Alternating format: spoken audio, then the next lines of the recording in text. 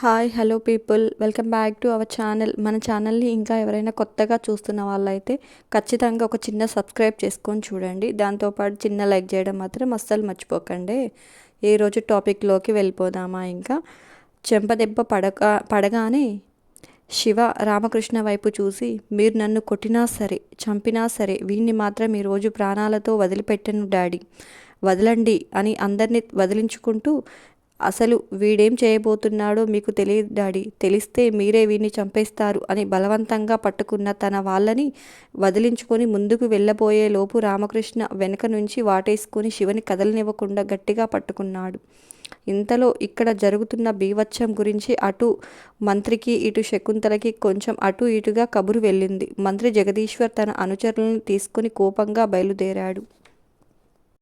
మంత్రి మనుషులతో బయలుదేరాడన్న విషయం కూడా శకుంతలకు తెలిసిపోయింది. చిన్నబాబు, నేను వెళ్తున్నాను, నువ్వు మన వాళ్ళని తీసుకురా అంటూ కోపంగా అక్కడికి బయలుదేరింది. శివ తనకి ఆగకపోవటంతో రామకృష్ణ పక్కనే ఉన్న రంగయ్య కొడుకుని జేబులో నుంచి ఫోన్ తీసి ప్రభాకర్కి ఫోన్ చేసి త్వరగా రమ్మని చెప్పమన్నాడు. మొండిగా చెప్పినా బలవంతం చేసిన కొడుకు ఆగడని అర్థమై, శివ నా బంగారు బాబువు కదూ, ఆగు నాన్న, ఇలా ఆవేశపడి వాడికి ఏదైనా జరిగితే అందరం జీవితాంతం బాధపడాలి. ఒక్కసారి మా గురించి ఆలోచించు, నాని గురించి ఆలోచించు. మీ మమ్మీ, శక్తి వీళ్ళందరూ నీకు గుర్తుకు రావడం లేదా? వాడి వాలకం చూడు, ఇంకొకటి వేస్తే చచ్చిపోతాడు నాన్న అని బ్రతిమలాడాడు రామకృష్ణ. అయినా శివాకి అంతకుముందు విరాట్ చేష్టలు, ఇప్పుడు చేయబోతున్న కుట్ర అన్ని కళ్ళ ముందు తిరిగేసరికి, వీడు ప్రాణాలతో ఉంటే మళ్ళీ మన కుటుంబం జోలికి వచ్చి మనల్ని ప్రశాంతంగా ఉండనివ్వడు డాడీ అన్నాడు విరాట్ వైపు కోపంగా చూస్తూ. ఏహే, వాడు ఉండనిచ్చేది ఏంటి నాన్న? వాడు ఏదైనా చేస్తుంటే మనం చూస్తూ కూర్చుంటామా? అప్పుడు ఎలా సమాధానం చెప్పాలో అలా చెప్తాము. మన జోలికి వస్తే ఏం జరుగుతుందో ఈ పాటికే వాళ్లకు బాగా తెలిసి ఉంటుంది. ఇంకా అలా చెయ్యలే నాన్న అని అన్నాడు రామకృష్ణ. ఇంతలో మంత్రి తన మనుషులతో అక్కడికి వచ్చి కొడుకు పరిస్థితి చూసేసరికి తన సంయమనం కోల్పోయి తన మనుషుల వైపు చూసి, వాడి కాళ్ళు చేతులు విరిసేసి ప్రాణాలు తీసేయండి అని పబ్లిక్గానే బజారు గూండాలాగా ఆర్డర్ వేశాడు. వాళ్ళు ఒక్కసారిగా శివ వైపుకు రాబోయారు. అప్పుడే అక్కడికి వచ్చిన శకుంతల శివ ముందు కత్తి పట్టుకొని నిలబడి, ఎవర్రా నా మనవిడి మీద చెయ్యి వేసేది? రండి, చెయ్యి వెయ్యండి, అప్పుడు నేను వాడి చెయ్యి నరకను, అరటి గెలలు నరికినట్లు తల నరుకుతాను, రండిరా రండి అంటూ నరకడానికి రెడీగా ఉండి కోపంతో గట్టిగా అరిచింది. వాళ్ళు ఒక్క క్షణం ఆగి మినిస్టర్ వైపు చూశారు. వేసయ్యండి అని అన్నాడు మినిస్టర్. సరే అన్నట్లుగా తల ఊపి ముందుకు వచ్చారు వాళ్ళు. శివ నానిని పక్కకు లాగి ముందుగా వచ్చిన వాడిని ఒక తన్ను తన్నాడు. ఆ దెబ్బకు వాడు వెనక్కి వెళ్ళి కింద పడ్డవాడు పైకి లేవలేదు. ఇంతలో మురళి అక్కడికి వాళ్ళతో వచ్చాడు. వాళ్ళు వీళ్ళు గొడవపడి ఆ ప్రాంతాన్ని కురుక్షేత్రంగా మార్చేశారు. ఎవరికి ఏం విరుగుతున్నాయో అర్థం కావడం లేదు. శివ దొరికిన వాడినల్లా దొరికినట్లు విరగ్గొడుతున్నాడు. శివ నిజంగానే ప్రళయకాల రుద్రుల్లాగా ఆగకుండా విధ్వంసం చేయడం చూసిన రామకృష్ణకు అసలు ఈ శివ తన శివానేనా అని అనుమానంగా ఒకంత భయంగా కూడా చూస్తున్నాడు. కొట్లాట ముదిరి వేరే రంగు పులుముకుంటూ ఉండగానే ప్రభాకర్ పోలీసులకు ఫోన్ చేసి అక్కడికి చేరుకున్నాడు. పోలీసులు బెదిరించినా లాఠీచార్జ్ చేసినా ఎవ్వరూ వెనక్కి తగ్గకపోవడంతో ఇన్స్పెక్టర్ మంత్రి దగ్గరకు వెళ్ళి తన మనుషుల్ని వెనక్కి పిలిపించమని రిక్వెస్ట్ చేశాడు.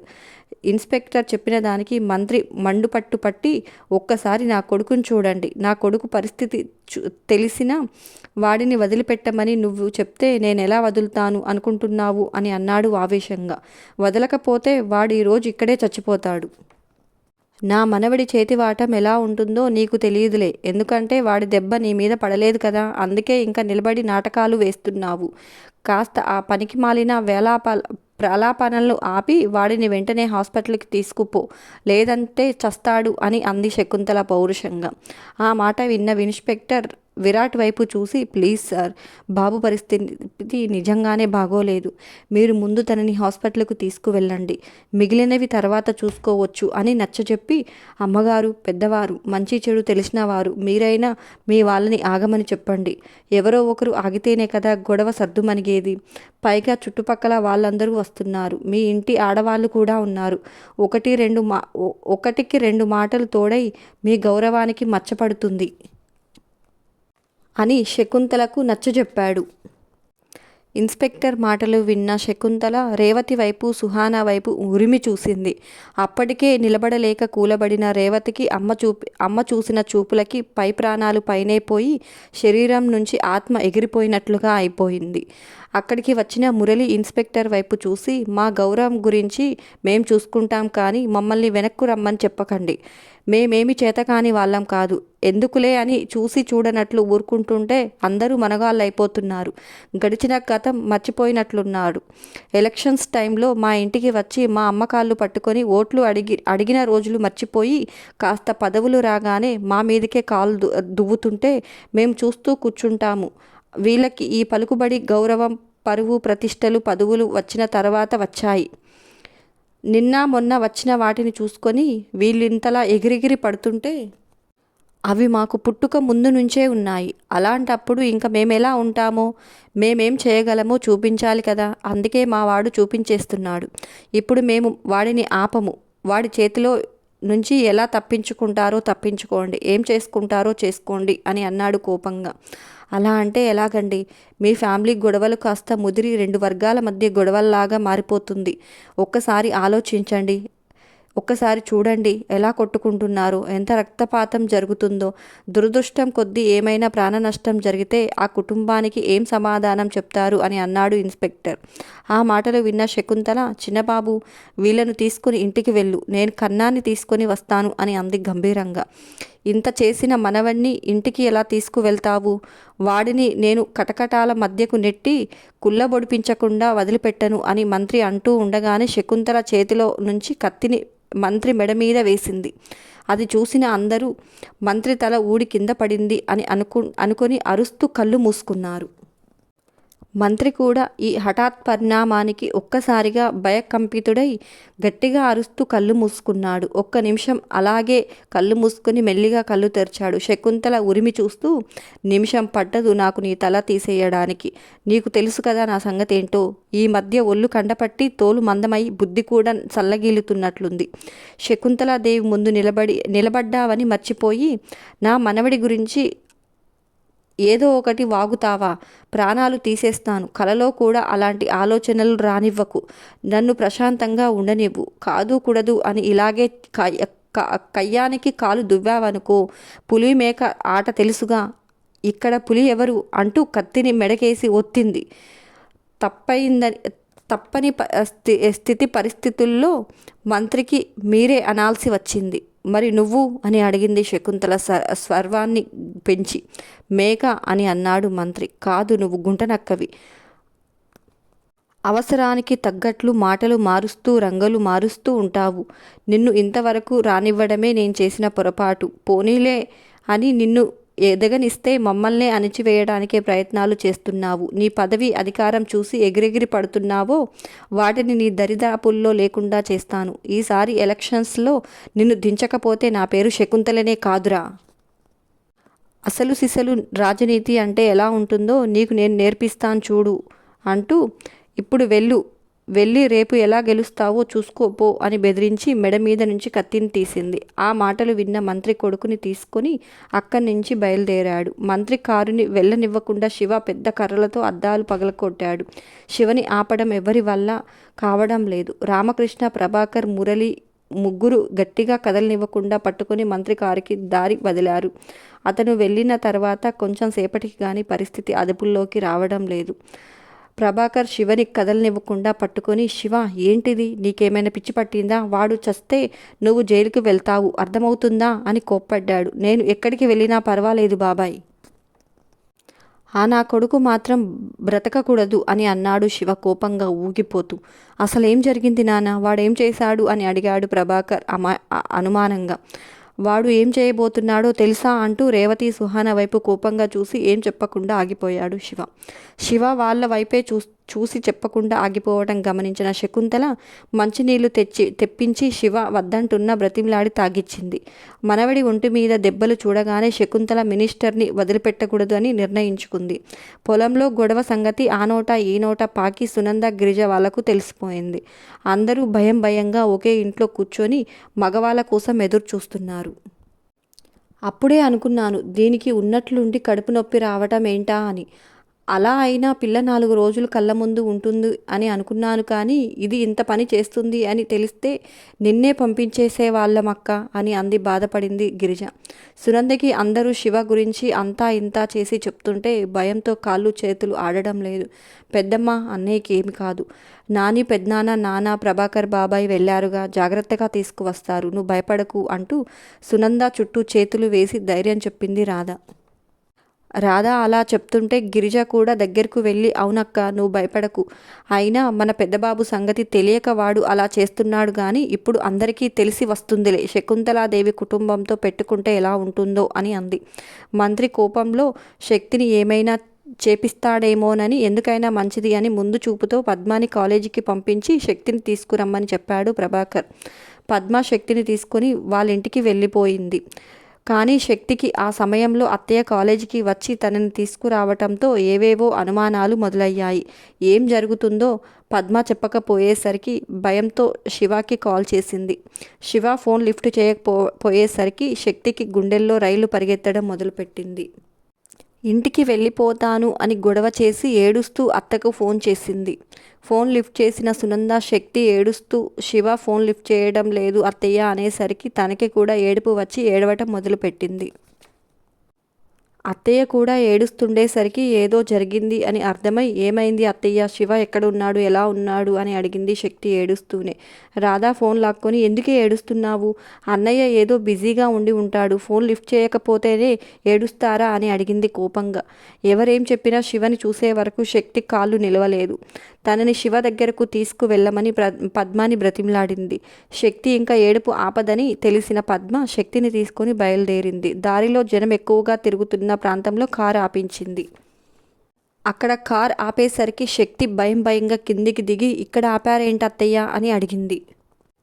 ఇక్కడే ఉన్నారు శక్తి అందరూ అని చెప్పింది పద్మ. ఆ మాట వినగానే శక్తి రోడ్డు దిగి పద్మ కేకలు వేస్తున్నా వినిపించుకోకుండా చేలోకి పరుగులు పెట్టింది. కొంచెం దూరం వెళ్ళాక జనం గుంపులుగా ఉండడం చూసి ఏమయ్యిందో అని భయంతో వణికిపోయింది శక్తి. అందర్నీ దాటుకుని ముందుకు వెళ్ళిన శక్తికి షర్ట్ లేకుండా ఉన్న శివాని చూసిన తర్వాత కానీ గుండె కొట్టుకోవటం మొదలవ్వలేదు.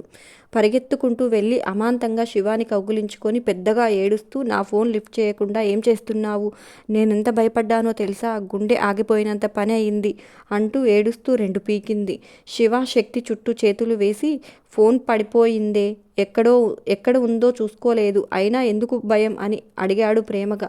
అప్పటి వరకు శివ చేసిన బీభత్సం చూసిన వాళ్ళందరూ ఇప్పుడు శక్తితో దెబ్బలు తింటూ ప్రేమగా మాట్లాడుతున్న శివని చూసి ఆశ్చర్యంగా నోళ్ళు ఎల్లబెట్టారు. నువ్వు ఫోన్ లిఫ్ట్ చేయకపోతే భయం వేయదా, అయినా ఏంటి ఈ దెబ్బలు, ఇక్కడేం చేస్తున్నావు అంటూ, అమ్మో ఎంత రక్తం కారుతుందో చూడు అని ఏడుస్తూ చున్నీతో శివ గాయాల నుంచి వస్తున్న రక్తాన్ని అద్దుతున్న శక్తిని చూసి అలాగే నిలబడింది శకుంతల. శివ దెబ్బలు చూసి అల్లాడిపోతున్న శక్తిని గమనించింది. కళ్ళ నుంచి కారుతున్న కన్నీళ్ళని చూసింది. కన్నా, ఇంటికి వెళ్దాం పదండి అని అంది శకుంతల. శకుంతల మాట విని ఆమె వైపు తిరిగింది. అమ్మమ్మ, మీరు కూడా ఇక్కడే ఉండి ఇన్ని దెబ్బలు తగులుతుంటే చూస్తూ ఎలా ఊరుకున్నారు, చూడు ఎంత రక్తం వస్తుందో అని అంటూ, అసలు ఎవరు చేయి వేశారు నీ మీద అని అడిగింది శక్తి శివ మొహాన్ని తుడుస్తూ.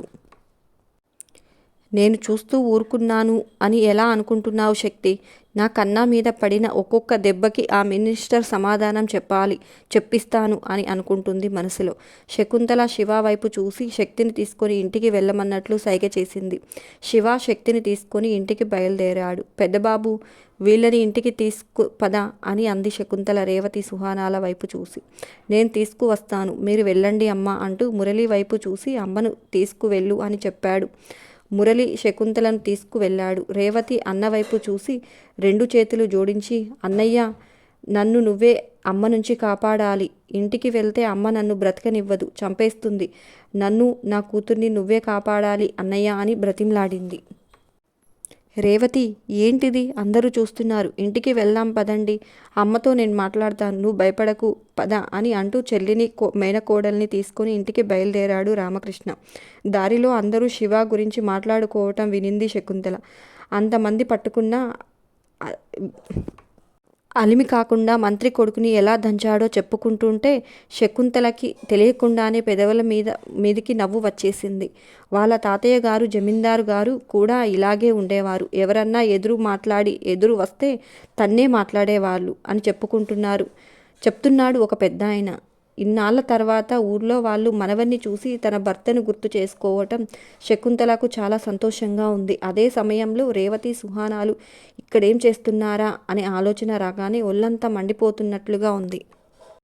ఇంటికి వెళ్ళిన తర్వాత వీళ్ళ సంగతి తేల్చాలి అనుకుంటుంది మనసులో కోపంగా.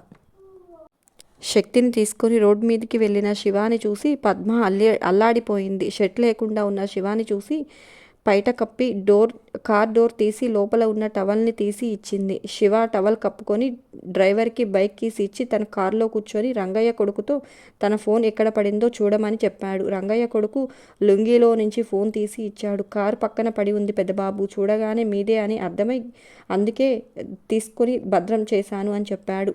థ్యాంక్ యూ సో మచ్ అన్నాడు శివ. అక్కడ రేవతి సుహానాలని చూసి ఏదో పెద్ద గొడవే జరిగింది అని శక్తికి అర్థమైంది. కానీ ఇక్కడ అడగడం సరికాదు అని సైలెంట్గా కూర్చుంది. కానీ శివ దెబ్బలు చూసిన తర్వాత సుహాన చెంప పగలగొట్టాలి అన్నంత కోపంగా ఉంది శక్తికి.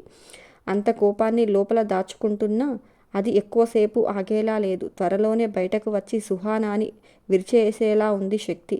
ఏం ప్లాన్ వేసి చచ్చావే దొంగ మొహందాన, నీ వల్ల అందరూ పొలాల వెంట పడ్డారు అని తిట్టుకుంటుంది మనసులో. అంతేనండి ఈ రోజుటికి ఈ వీడియో. ఏమైనా చిన్న చిన్న తప్పులు ఉంటే మన్నించండి, సర్చ్ చేసుకుంటాను త్వరలోనే. నచ్చిందా, ఎలా ఉంది కామెంట్స్లో ఖచ్చితంగా చెప్పడం మాత్రం అస్సలు మర్చిపోకండి. మరొక మంచి టాపిక్తో మళ్ళీ మీ ముందుకు వస్తాను. అంతవరకు ఉంటాను. Bye bye. వెళ్తూ చిన్న లైక్ చేయడం మాత్రం అస్సలు మర్చిపోకండి. ఉంటాను.